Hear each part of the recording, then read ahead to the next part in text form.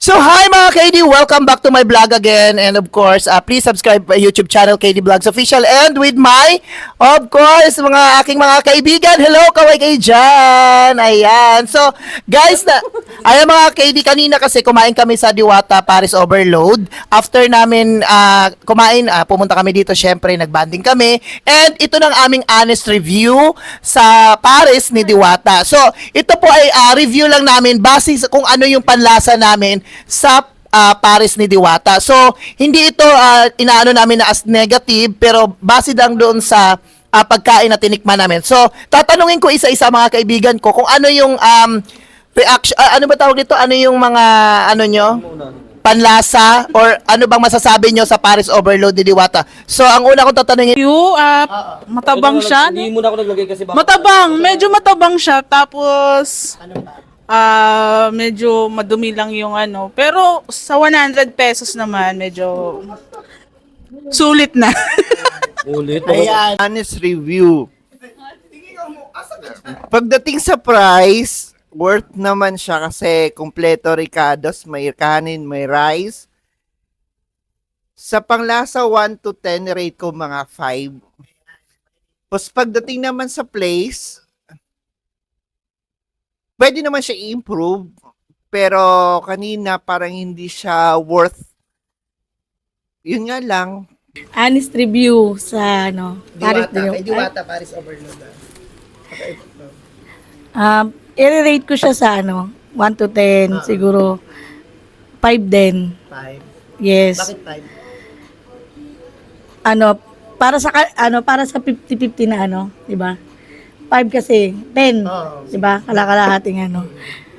Yung sa ambience niya medyo ano hindi okay, pero sabi nga ni Diwata, ano pwede siyang ano i-improve pa. Kung meron daw ano comment na ganun, 'di ba? Sa pagkain naman sa 100 pesos may soft drinks, may rice, tapos ayun nga chicharong bulaklak tsaka ano pork. Chicharo mo lang ba? Oo.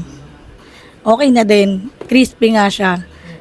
Sa sabaw, medyo ano, medyo matabang nga. Oo.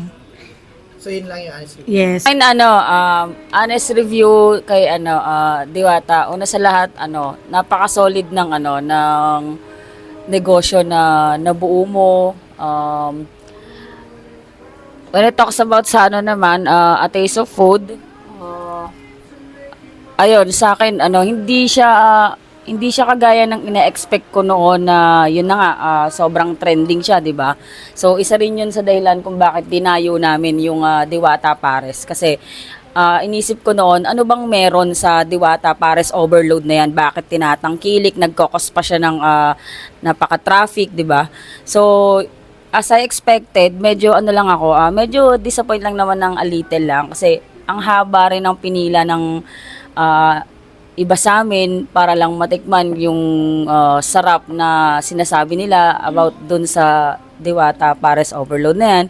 And yun nga, medyo matabang yung yung food, mixture of food nila, and then sa place naman, yun, medyo medyo magulo pa. Pangarap ko talaga makakain kay Diwata kasi siya very trending talaga. Gusto ko lang talagang maging part ng trend ni Diwata, yung hype, yung ganon. To be honest, nung nagpunta ako doon, hindi ko na iniisip na kung masarap ba or ano. Gusto ko lang talagang ma-experience what Diwata is. Ano ba talaga yung mga napapanood ko, YouTube, Facebook, at saka sa food, okay naman siya, need lang talaga i-improve. And then sa place, very little unhygienic pa. And then sa price naman, it's good for Filipino and for the class C lang talaga siya.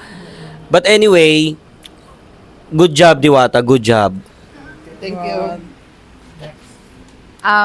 Yung ma-rate ko kay Diwata, una sa lahat, nakaka-proud talaga yung business niya.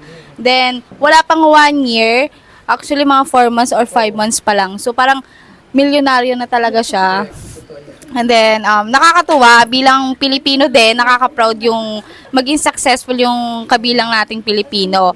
And then, ako bilang tao din, na-inspire ako sa kanyang, hindi naman gayahin, pero may sometimes sa ganun. Pero, based naman dun sa food, yeah, medyo matabang talaga. Then yung chicken, parang hindi siya masyadong malasa expecting sa ibang food ng chicken.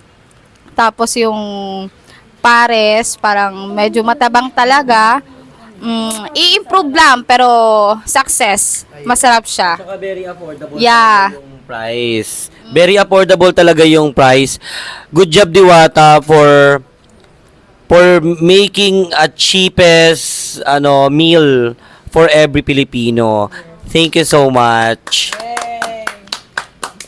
So nandito kami para review namin, honest review lang about doon sa kay Diwata, no? So sa pagkain niyang pares, ha? Hindi po kami nagsasabi na parang siraan namin si Diwata. No, no. Ang ano namin dito is syempre, 'di ba sabi pa nga ni Diwata, okay lang daw kahit hindi kayo bumili sa kanya, hindi naman daw niya tayo pinipilit. Pero alam mo ba Diwata, pumunta talaga kami para gusto ka rin naming makita. So sad to say, hindi ka namin nakita according doon sa mga staff mo ay natutulog at nagpapahinga. So we understand naman kasi ang dami mong racket. And of course doon sa pagkain mo na ma'am, honestly talaga, dalawang beses na ako nakakain doon sa Paris Overload mo.